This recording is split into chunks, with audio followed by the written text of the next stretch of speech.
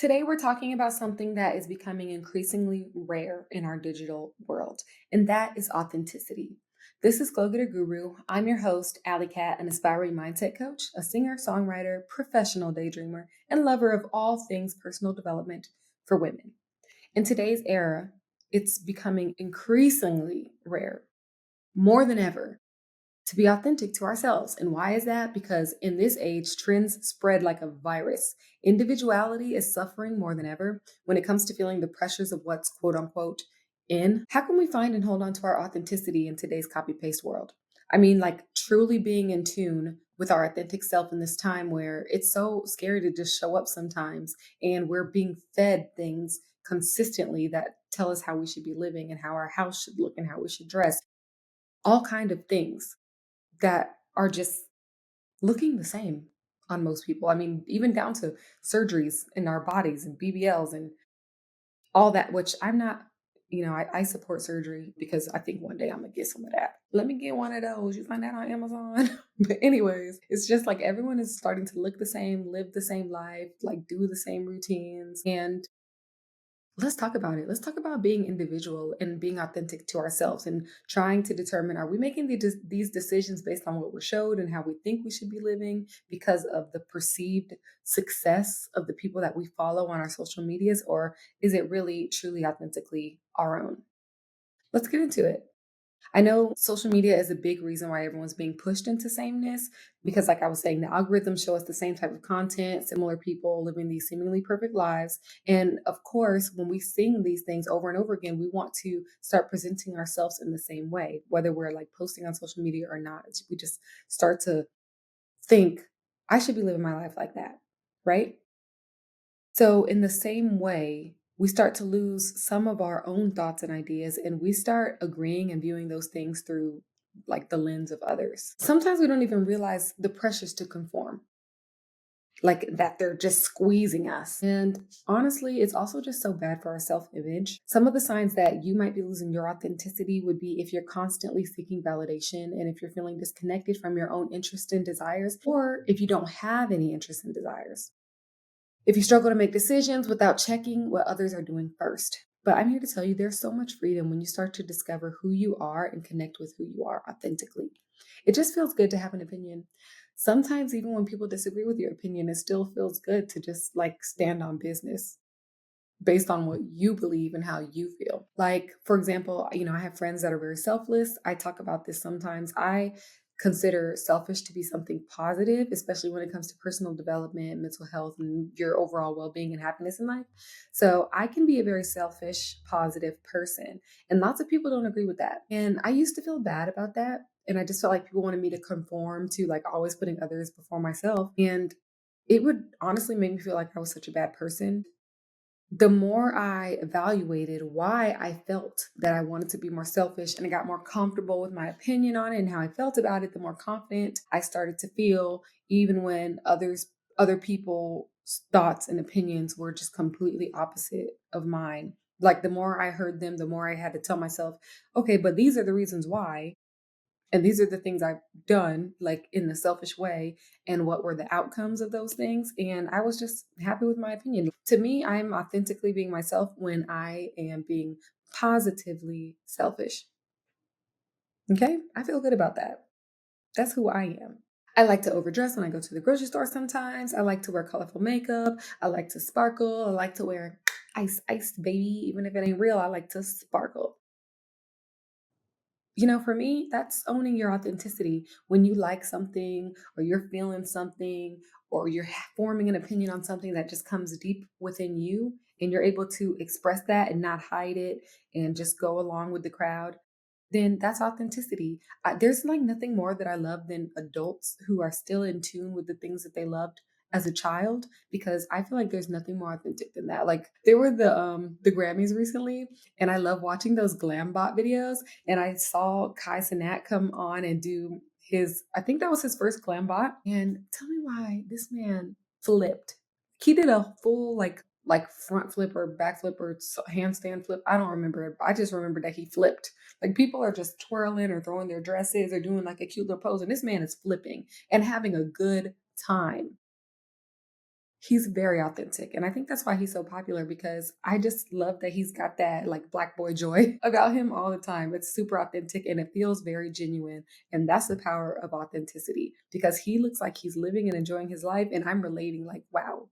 Like he just looks like he's having so much fun and it makes me want to have fun too. So authenticity is attractive. It attracts people to you. So, yeah, I mean, certain things that you like, and some people will love it and some people will hate it. And that's okay as long as you're being authentic to yourself and it feels good for you. Some of the things that I like, some people think is doing too much. I think is doing too less. And that's okay for both of us. Like, let me do the most and let you do what you think is appropriate. Like, that's good. If that's authentic to you, then I love that for you. And authentic to me is sometimes overdressing at the grocery store, wearing platform heels all the time, whatever. It's authentic to me. Wearing colorful makeup. Yes, I'm going to be wearing my colorful makeup. So, what I'm saying is, when you're faced with something, a decision, or something that excites you, or an observation, you can start peeling back the layers of your authenticity by evaluating how you feel in the moment and not just jumping to something because someone else said something, or you think that what you're going to say is what the other person wants to hear, or you want to be non confrontational.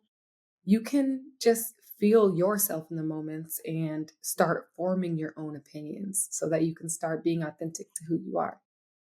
I cannot say that freaking word right now. Controversial, whatever. You know what I'm trying to say. Some controversial, some popular divisions right now that are like a big topic of discussion are, of course, the president, Trump. Is his presidency a positive thing or a negative thing? Like the country is always split about this, right? No matter who's going for president, the country is usually always split. There's like two major candidates every time, and there's a huge argument. And on both sides, say if you're in a family of Trump supporters and you don't support Trump, you might be scared to be authentic to yourself and speak up. And you might be in a family of anti-Trumpers and you might support Trump. Those are the type of scenarios where it's really challenging to be authentic to yourself. I know some of the other things are the Kendrick Lamar Super Bowl performance. Like, yeah, I get it. Like he had a deep message, right? But the opinions are split on was the performance good or was the performance not. Opinions are split on it doesn't matter if his performance was good because he was trying to get out a message. And other people are saying the Super Bowl's for entertainment. It's not time for your message, it's time for entertainment. So it's just crazy. And it's like a scary and exciting at the same time because people are expressing their authenticity and some people are just for or against both sides. And it's just kind of interesting that we have these different views, and that's part of being authentic is that we don't have to agree. Even though the country is divided on these things, like Beyonce, is her album country or is it not country? She got an album, she got a Grammy for best country album, and people are like, whoa, and other people are like, yay, you know what I'm saying?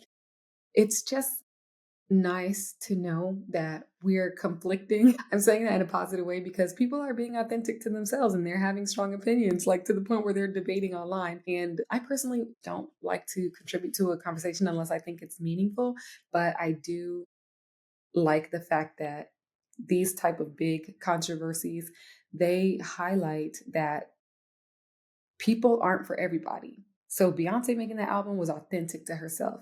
Kendrick making that performance was authentic to himself. Trump going for presidency and acting the way that he acts, hey, at the very least, the man seems to be authentic to himself. Whatever your opinion is on those three people, they are not afraid to be themselves. And you know how powerful that is? It's incredibly powerful. I mean, look at how the country is talking about all three of those things. So that's just a reminder right there that you're not for everybody. You're not meant to be liked by everybody.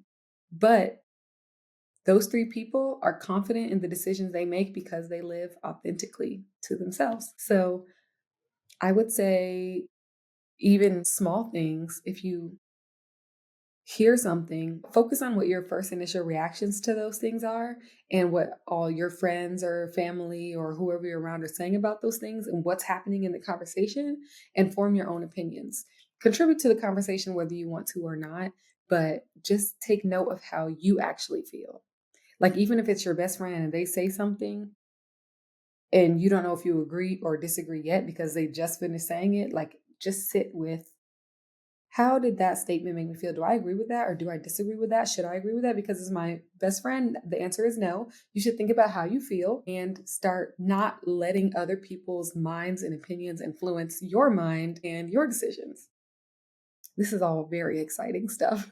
And honestly, that's whether your thoughts are valid or not. I feel like you should be confident in your opinions. But because we're personal development lovers here, we should stay open because opinions are not facts. That's something that we have to remember. So when we're thinking about being authentic to ourselves, be authentic to your thoughts and your opinions and the decisions and actions you're making, but stay open to growing. That's authentic as well. So, what can we do to start connecting, reconnecting, or finding our authentic selves?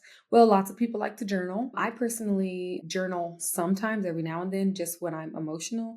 But when I do journal, I go back and read because usually I journal when I have heightened emotions, like lots of excitement or lots of anger. And then I just go to town. But the part where I reflect on it is when I go back and read it after whatever the situation is passes, and I can read it back and I can feel the authenticity coming through from my heightened emotions, like when I'm angry, excited, or whatever. So if you're doing a practice of journaling and you're going back and you're reading those things, you can see some of your authentic self pouring out. And start thinking about and taking note of the things that inspire you beyond social media. Try to find things that you like in your own life that you don't have something directly influencing you on. Identify moments where you feel like you're most like where you feel most like yourself, where you feel most at quote unquote home, like in your body. So if you are someone who is creative and you're creating art, even if you're influencing your thinking, like what kind of art you want to create, take note of the things that you're creating. Did you create something because it's trending? I know, like, there was a time where there were lots of art where there's a heart and like flowers are growing all over it. And even I painted a piece like that during that time, which I really enjoyed doing because it was more about the learning versus the actual what the picture of was. It was more about the mixed media, like on the canvas for me. I learned in that moment, it wasn't creating what was trending for me that felt the most me about that experience. It was the actual using my hands and creating something. So when you're doing something, like say you get influenced by someone, like if you like to cook and you're going, take note of what it is in that experience that you are enjoying the most, because that's going to be the thing that's authentic to you. So for me, when I was doing that piece of art, for example, I drew the heart.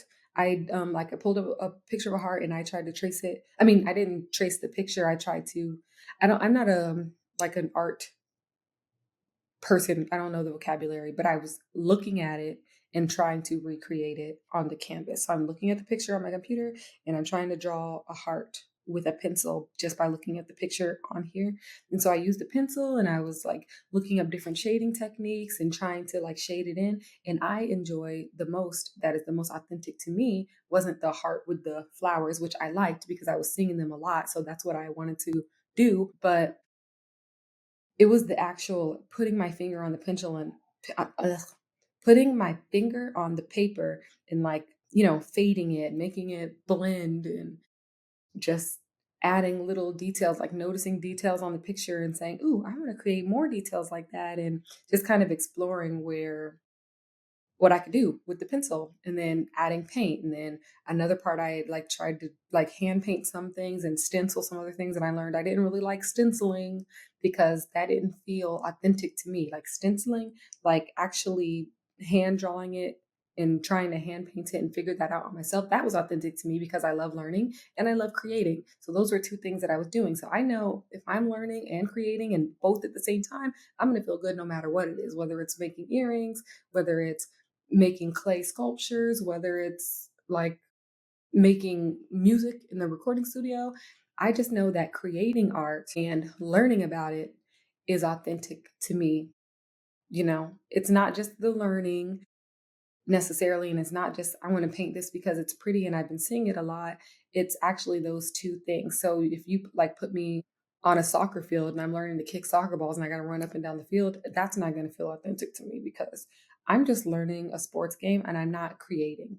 So Those are the type of things, like when you're doing these activities, these day-to-day things and these experiences that you're planning, just paying attention to how you feel even at the small moments so you can really find what is truly calling to you so that you can do more of that.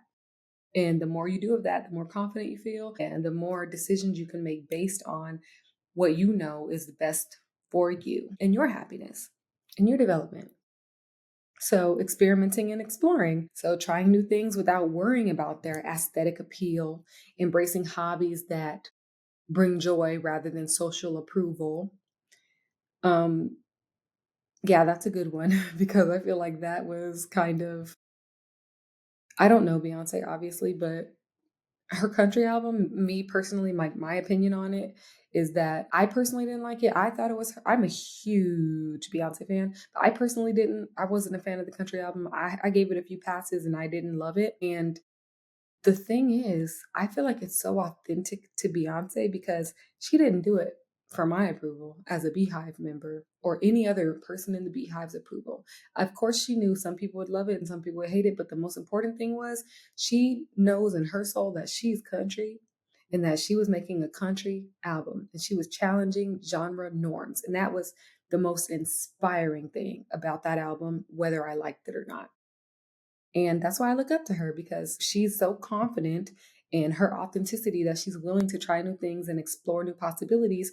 And I want that for you too, on whatever scale that looks like. Just even speaking up for yourself or standing up for yourself or your friend inviting you to go for a hike and you're like, the idea of hiking makes you like want to vomit, but you love spending time with your friend. And I want you to be authentic to yourself and your feelings in that moment so that you can vocalize these things or you can do these experiences that make your life happy. Because here, all I care about is you living a happy life and you growing and you developing and just being as fulfilled as possible while we're here on this earth. So I think that it would be impossible to do that if we're not being authentic to ourselves. The other thing about being authentic and exploring those things and learning those things is that it attracts the type of people that likes the same things. And when you all like the same things and you enjoy the same things and it lights you up, the conversations are good. The energy is good. You know you're going to have a good time. So it just kind of attracts your vibe. I mean, your vibe, it attracts your tribe, but it's a vibe. It's a vibe with your tribe, period. And dressing and speaking in creative ways that feel true to you and understanding that authenticity is fluid as well. So it evolves as you grow. Like I was saying earlier, you know, form your opinions, form your beliefs and your hobbies and the things that you like, but stay open to change. So let's talk a little bit about the long-term benefits of authenticity as well. So, improved mental health because you're going to be living happier, standing on business, making those decisions that are the best for you. You're going to be no more straining and adapting to these different environments so that people accept you or that there's no confrontation or there's no conflict. Actually, embrace that more. You'll be embracing that more and you'll be in less situations like that because you won't have to do that anymore. You'll start being in rooms and people and environments that are more authentic to you. So the benefit of doing that and practicing that is that long term, you don't have to adapt as much. You don't have to like mentally drain yourself to fit into something that you feel like you have to fit into or where that you can't be your authentic self. And then strong relationships, because as I was saying, you can find your tribe and vibe. The relationships will be stronger because it's based on something genuine, deep, and authentic. Increased confidence because authentic people are comfortable with who they are and they understand that they are not for everybody and everybody is not for them. So, what's one small step you can take today to become closer to your authentic self? Remember, the world doesn't need another copy. It doesn't need another copy. It needs you. If this episode resonated with you, I would love if you would rate it 5 stars or share it with a friend who needs to hear this message. And it was so nice talking to you, like always. And I wish you true happiness. I want you to start living your life authentically as you. And I'll see you next week.